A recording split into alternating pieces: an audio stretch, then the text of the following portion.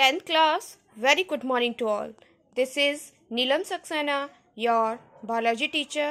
और जैसा कि आप लोगों को पता है कि हमारा जो चैप्टर है वो कौन सा चल रहा है, लाइफ प्रोसेस चल रहा है, ठीक है। और लास्ट लेक्चर में हमने काफ़ी टॉपिक्स को कवर कर लिया था। रेस्पिरेशंस के बारे में, मतलब टाइप्स के बारे में देखा था, एरोबिक एनारोबिक के बारे में देखा था, और एनारोबिक को हमने डिटेल में समझ लिया था, ठीक है।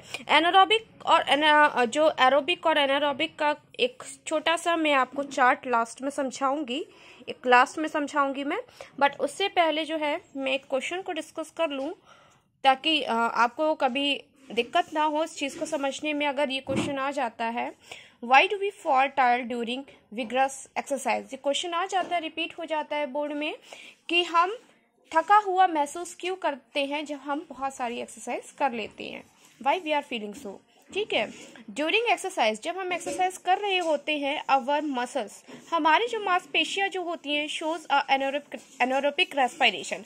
जब हम एक्सरसाइज कर रहे होते हैं तो हमारी जो मांसपेशियां होती हैं वो कौन सी रेस्पिरेशन दिखाती हैं, एनारोबिक रेस्पिरेशन दिखाती हैं। सो एनर्जी प्रोड्यूस पर glucose molecule is only 2 ATP। तो जो एनर्जी जो प्रोड्यूस होती है हर एक मॉलिक्यूल्स में, हर एक ग्लूकोज मॉलिक्यूल में, वो कितनी एनर्जी प्रोड्यूस होती है, सिर्फ 2 ATP मॉलिक्यूल प्रोड्यूस होती है। दैट इज वेरी लेस, जो कि हमारे लिए बहुत ही कम होती है। And our energy requirement is high. और सीधी सी बात है, जब हम एक्सरसाइज कर रहे हैं तो उस टाइम जो एनर्जी की रिक्वायरमेंट जो होगी वो बहुत ही ज़्यादा होगी। लेकिन यहाँ पे एनारोबिक रेस्पिरेशन चल रहा है, जिसके कारण यहाँ पे जो ग्लूकोज जो है, ठीक है, वो क्या बना रहा है, सिर्फ 2 ATP एनर्जी बना के तैयार कर रहा है। Therefore more and more glucose is being oxidise. अब यहाँ पे क्या है, यहाँ पे ज़रूरत पड़ जाती है कि यहाँ पे जब हम एक्सरसाइज कर रहे हैं तो ज़्यादा से ज़्यादा ग्लूकोज को हम क्या कर सकें, ऑक्सीडाइज कर सकें to produce more and more energy, ताकि वो हमारे लिए क्या कर सके, ज़्यादा अमाउंट की एनर्जी को प्रोड्यूस कर सके। And along with that more lactic acid is produce. जब ऐसा हो रहा होता है कि ज़्यादा अमाउंट में ग्लूकोज ऑक्सीडाइज्ड हो, हमारे लिए ज़्यादा एनर्जी उसमें से निकल सके, तो उसी टाइम क्या होता है, लैक्टिक एसिड जो होता है वो भी प्रोड्यूस हो जाता है। And this lactic acid get accumulated in the muscles. और ये जो है हमारा लैक्टिक एसिड जो है ये एक्यूमुलेटेड हो जाता है, इकट्ठा हो जाता है, किस में, मसल्स में इकट्ठा हो जाता है, लीडिंग टू टायर्डनेस, जिसकी वजह से हमें थकावट महसूस होती है।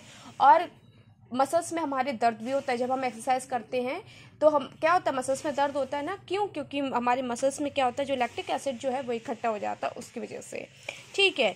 नेक्स्ट हम देखेंगे difference modes of respiration. Respiration के मोड्स देखेंगे, ठीक है, किस तरीके से रेस्पिरेशन किया जा सकता है, किस किस तरीके से।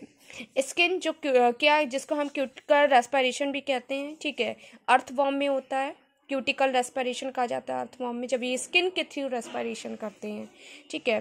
ट्रैकियल, जब ट्रैकियल के थ्रू रेस्पिरेशन किया जाता है तो उसको ट्रैकियल रेस्पिरेशन कहा जाता है। ये मोस्टली जो होता है इंसेक्ट में होता है, यहाँ पे ग्रासहॉपर लिखा है एग्जाम्पल में, बट ये जो होता है ट्रैकियल रेस्पिरेशन वो मोस्टली जो होता है इंसेक्ट में ही होता है, सभी इंसेक्ट्स में होता है। लंग्स के थ्रू अगर आप रेस्पिरेशन करते हैं तो उसको पल्मोनरी रेस्पिरेशन कहते हैं, ठीक है, ह्यूमंस करते हैं।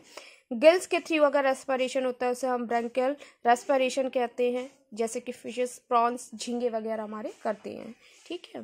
अब हम यहाँ पे चार्ट देखेंगे, यहाँ पे एनारोबिक रेस्पिरेशन एरोबिक रेस्पिरेशन को डिटरमाइन करेगा, और प्लीज़ इसको आप नोटबुक में लिखेंगे ताकि आप इसको याद रख सकें एक सिंपल टर्म में और आप कभी ना भूलें।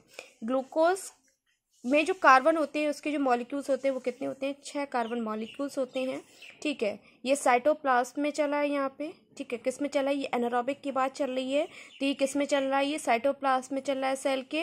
किस में कन्वर्ट हुआ, ये पैरोवेट में कन्वर्ट हुआ, जिसमें 3 कार्बन मॉलिक्यूल्स होते हैं। फिर in the absence of O2, ये एनारोबिक की बात चल रही है, जब यहाँ पे O2 की एब्सेंसी होगी, ईस्ट के अंदर चलेगा, तो यहाँ ईस्ट की बात चल रही है तो अल्कोहल बनेगा, तो यहाँ किसका प्रोडक्शन होगा, यहाँ पे एथेनॉल, कार्बन डाइऑक्साइड और एनर्जी का प्रोडक्शन होगा। एथेनॉल में कितने कार्बन मॉलिक्यूल्स होंगे, 2 कार्बन मॉलिक्यूल्स होंगे, ठीक है। ग्लूकोज में 6 कार्बन मॉलिक्यूल्स होते हैं, जब ये पैरुवेट में कन्वर्ट होता है तो वहाँ 3 कार्बन मॉलिक्यूल्स होते हैं। In the absence of oxygen, east के अंदर जब ये कन्वर्शिएशन होता है तो एथेनॉल, कार्बन डाइऑक्साइड और एनर्जी बनता है, ठीक है। जब ऑक्सीजन की कमी होती है, ये मसल्स में चलेगा, तो यहाँ पे लैक्टिक एसिड बनेगा, एनर्जी बनेगा, ठीक है। और लैक्टिक एसिड में भी कितने होते हैं, यहाँ पे 3 कार्बन मॉलिक्यूल्स होते हैं, ठीक है। प्रेजेंस ऑफ ऑक्सीजन में जब पायरुवेट जब प्रेजेंस ऑफ ऑक्सीजन में कन्वर्सेशन करता है तो किस में कन्वर्ट होता है? ये CO2 वाटर और एनर्जी में कन्वर्ट होता है। ये कहाँ चलता है? हमारे माइट्रोकॉन्ड्रिया में चलता है ये सेल के। ठीक है। जो CO2 जो होता है ये तो हमारे लिए वेस्ट प्रोडक्ट होता है, तो उसको शरीर से बाहर निकाल दिया जाता है। वाटर को हम यूज़ कर लेते हैं और एनर्जी को यूज़ कर लेते हैं, और जो एक्स्ट्रा अमाउंट की एनर्जी होती है उसको सेल में हम स्टोर कर लेते हैं, ताकि हमारे सेल को जब ज़रूरत पड़े तो वो उसको यूज़ कर सके। ठीक है।